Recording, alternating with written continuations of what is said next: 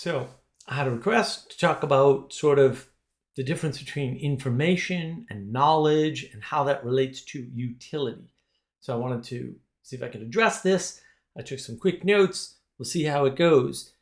And, hopefully this will make some sense and help you make sense of the world.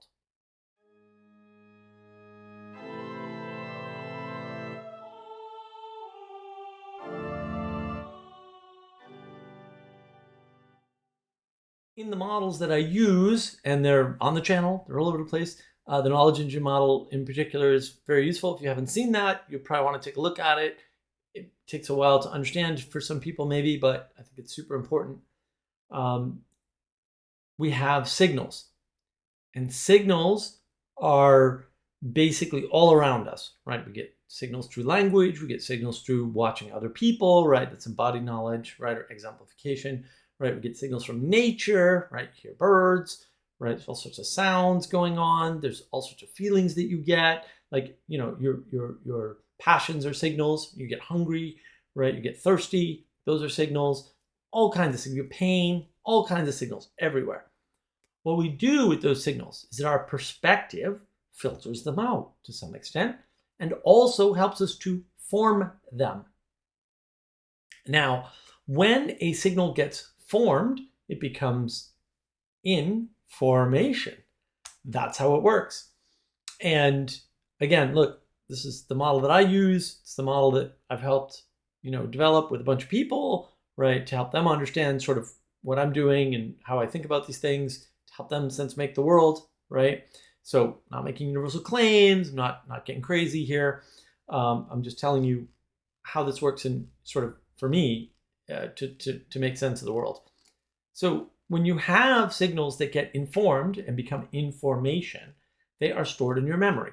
And we've got 4 types of information. Again, that's in the knowledge engine model. You can watch that video, it's great. Then that gets formed into knowledge. And knowledge involves not just the information, but also the connections between the pieces of information. That's what makes it knowledge, is that additional data, if you will, right? That relationship data, that quality of this information and how it relates to that information. So relationship is a quality. And so that's how knowledge works. Now, look, it's fair to say, well, but perspective isn't everything, and our perspective changes. You can say it changes based on our knowledge, but I don't think it does. I think our perspective changes based on information.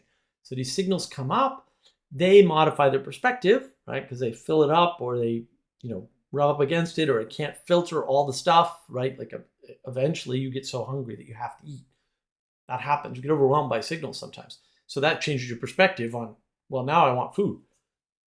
That's a shift in perspective. So there is a reciprocal relationship going on here between the signals and the information, because once information is formed, that goes back down to your perspective, and then maybe your perspective changes based on a set of signals that you've formed, and bang, now all of a sudden you have an insight. That's what an insight is, I think, right? And then bang, something occurs to you.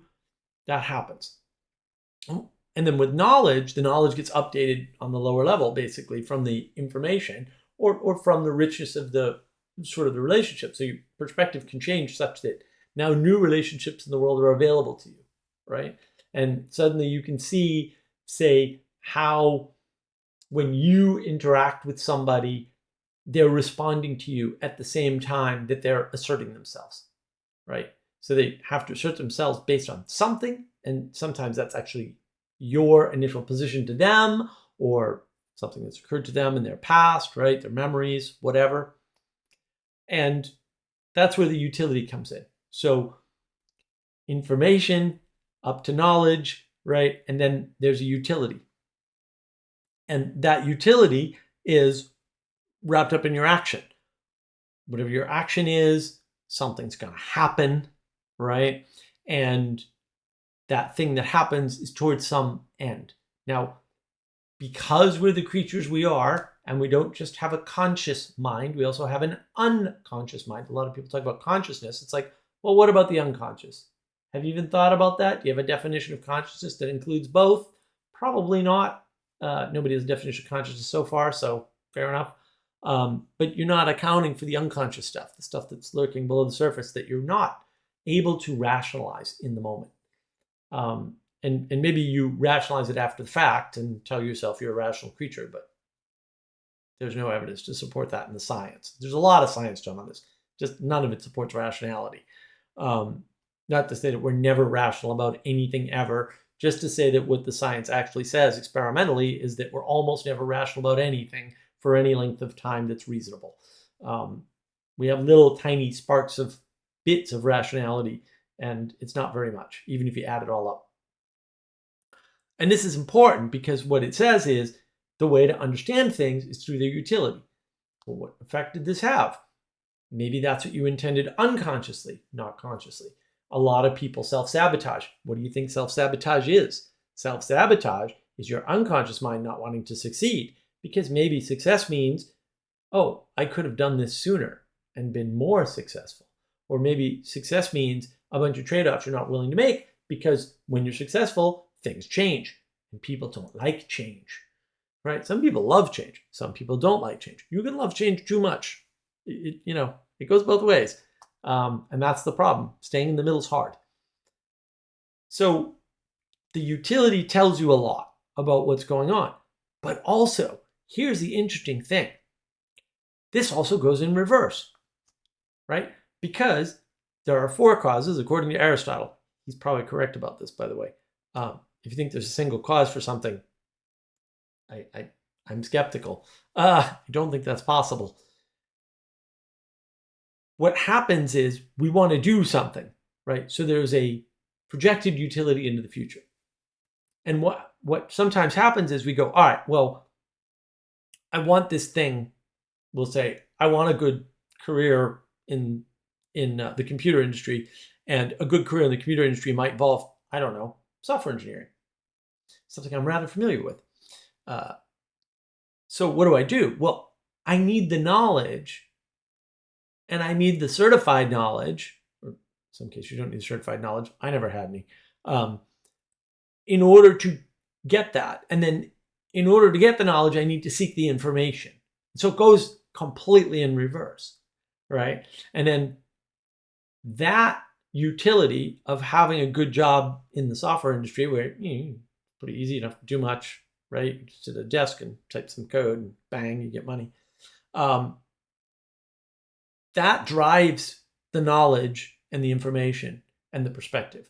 The perspective changes because now your perspective is, say, I don't want to work at a grocery store for the rest of my life. I actually want to be able to have a really nice career and make, 6-figure salary or whatever you think you're going to make in software. Probably not going to be a 6-figure salary anymore. Get into DevOps. That's driving your seeking and exploration for the information to give you the knowledge, to give you the confidence to implement the utility that you predicted you wanted, right? The goal. And that's why the telos, and I've talked about that in a previous live stream, it's pretty good. Look, you can just check out the monologues. You don't have to watch however long, because I can do 8-hour live streams somehow. You don't have to watch the fun stuff that's at the end. You can just watch monologues. That's first in intent and last in implementation or action, right? Is telos. It's your goal. So you intend the goal, you do a bunch of things, get to the goal, then the goal, it's achieved, right? Then you need new telos, by the way. So don't be thinking that's an answer. It's certainly needed. It's temporary though, so don't get used to it. That's how successful people end up killing themselves. Don't be one of those, please. Not good. No need, needless. You can just get new telos, new goals, not a problem.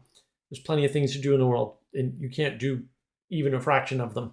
Like you're not gonna climb Everest, be a basketball star, a baseball star, a football star, a hockey star, all at the same time. It's not, in the same life. It's not gonna happen, right? So, and there's lots of things like that. There's not enough time, right? There's not enough skill, or it requires just too much training or whatever. Plus you have limitations. Like you were born with a bunch of limitations. I still can't draw. I can write really well. I can't draw. Um, that whole idea that sometimes you seek knowledge and information in this exploratory mode is very important, because one of the ways we get caught up is that we keep putting on these false binaries. And of course, I have a video on binaries. You should check it out if you haven't seen it. It's pretty good. I think it's pretty good. If it's not good, tell me, comments. And what that leads us to is crazy ways of thinking about the world. Like, one crazy way we think about the world is, well, obviously, psychologically speaking, we move towards pleasure and away from pain. No, we don't. That's observably false. It's absurd. It's so observably false, it's absurd, right? It doesn't make sense in an evolutionary framework that that's what would happen, right? So it just doesn't make any sense. Like, there's no framework where such a ridiculous thing makes any sense. There is an exploratory mode where we don't know what's going to happen, but we like surprise in the same way we like surprise through psychedelics. I mean, it's the same mechanism in your brain as near as anybody can tell, actually. Oh, we're going to get surprised. Okay, we like surprises. So maybe we'll get drunk and see what happens, all right? Or maybe we'll drop some acid and see what happens. People do this all the time. But you don't need to do that. You just go, you know what, I'm going to go outside and I'm going to poke around in the brush and see what happens. And, sometimes you have bad outcomes from that, just like with drugs, or drinking, or any number of things, right? Sometimes you just want to go for a drive. You don't want to go anywhere in particular. You just want to go for a drive. That's the exploratory mode. It's really important. We're not always looking for utility, and we're not always casting utility in the future and going towards that utility, right? And we're not always getting information, and that's causing us to go after a goal. No, sometimes we're just kind of hanging out and poking around, seeing what's going on. A lot of times, that's why you watch a movie. You want to see what's the premise of the movie, what's going on, how are they putting together the story, right? You just want to relax, because that's another mode. We have lots of modes. It's not just move towards pleasure and away from pain. No. And neither of those makes any sense unless there's contrast to them. I've talked about contrast quite a bit in the past. You need contrast to see, technically. You can't physically see. Your eyes don't work if they don't move. And the reason why is because movement provides contrast. And your eyes actually just wiggle a lot in the middle. Quite a bit, several times a second. I forget what the number is. It's insane. And they know this experimentally, by the way. And so you need that contrast because it helps you to actually see the world, to sense make the world, and see in more than one sense, more than just a physical sense. Like, you need to watch failure and success. The middle ground from which you do that, where you're neither failing nor succeeding, but just sort of taking in information, it is a neutral ground. It's not moving in a direction. And you can do that. Like, you do it all the time without even realizing it. Probably this goes back to the unconscious, what unconsciously is inhabiting your mind and informing you. I don't know. Could be lots of things. And maybe they're good. Maybe some of them are bad. Maybe you don't know about the bad ones. That would be trauma. Again, don't like the trauma frame, but can be useful. It's certainly not useless any more than, the economics frame is useless. It's not useless. Maybe we overuse it. Different problem. That's the important part, though, about information, knowledge, and utility, is that they are tied together, right? They're dependent upon things like perspective. They're dependent upon things like our passions and desires, right, which drives us from within. They're dependent upon our constraints from nature, from our conditions. If you're in an apartment, maybe you can't have a pet, right? You might want a pet, might do you some good to have a pet, but maybe you can't because you're constrained. And so your utility is frustrated, right? Your actions are just not arbitrary. They can't be made arbitrary. And that's okay. There's nothing wrong with that. You need constraints. You need that contrast in order to know your own limits, to know the limits of the people and things around you, right? And limits are good because if the world came flooding at you all at once, and it would be a flood, then you would just get overwhelmed. And this happens to people all the time. Their utility gets frustrated. they get overwhelmed with information and they can't function. And sometimes that's called a nervous breakdown. It can manifest in any number of ways. It can manifest in schizophrenia. It can manifest in paranoia. Right? Paranoia is just like, wow, you're just flooded with information and it's all connected to you in a negative way. That's not good, right? And that's sort of the dark side of information. You have too much information, you can put it together into bad knowledge. Some of those might be conspiracy theories. By the way, I have videos on conspiracy theories. I'll link one of them here. You should check it out. It's pretty cool stuff. These are sorts of things we have to be mindful of, is that it's information, knowledge, and there's this telos, this utility to this, but it also can go in the other direction. And that's why we go to school. We seek knowledge, right? And we get informed by the process of learning. And hopefully we're learning something useful. And if we're learning well, we're not just being trained, but we're also being educated. Which reminds me, I have a video on that, training versus education. It's, video link day, I guess. A lot of this stuff now is going to start to come together because I have 2 years of videos, and sometimes I actually remember which ones I've recorded and what they say. And so I can link them. And probably I'm missing a bunch. And if you notice that, comment. I love to interact.